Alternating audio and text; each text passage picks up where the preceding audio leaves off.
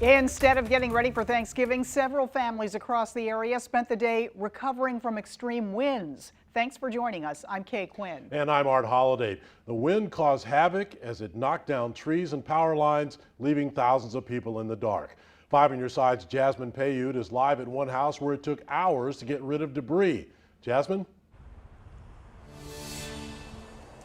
Art, this is just one example of the damage left behind. As you can see, the wind gusts knocked behind this tree and ripped it from the root, hitting not one, but 2 homes. You can see the window is damaged and so is the roof, and this was only the half of it.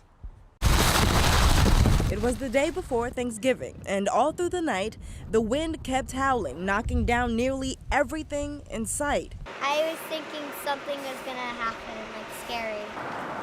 The high winds bringing back this blast from the past, revealing a nearly 20-year-old venture sign in North St. Louis County. We could hear the wind all through the night. The wind was really bad. I had no idea there was a wind advisory.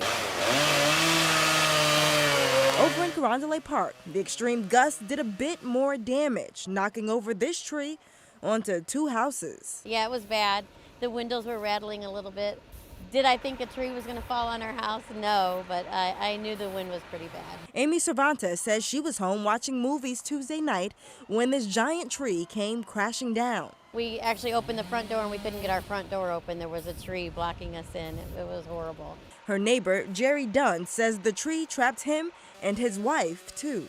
It's pretty shocking, still shocking. The gusts of up to 65 miles per hour didn't only knock down trees, it left thousands in the dark. Ameren at one point reporting nearly 17,000 power outages in Missouri and 5,000 in Illinois.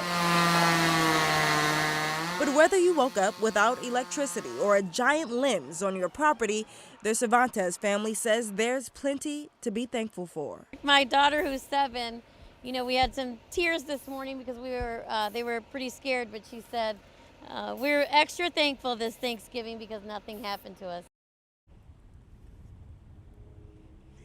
You can see this scene looks much different now. The Cervantes family says they're thankful for the city's response. They say crews were here almost immediately after this tree fell over, helping to pick them all up. Reporting live in St. Louis, Jasmine Payute, 5 on your side.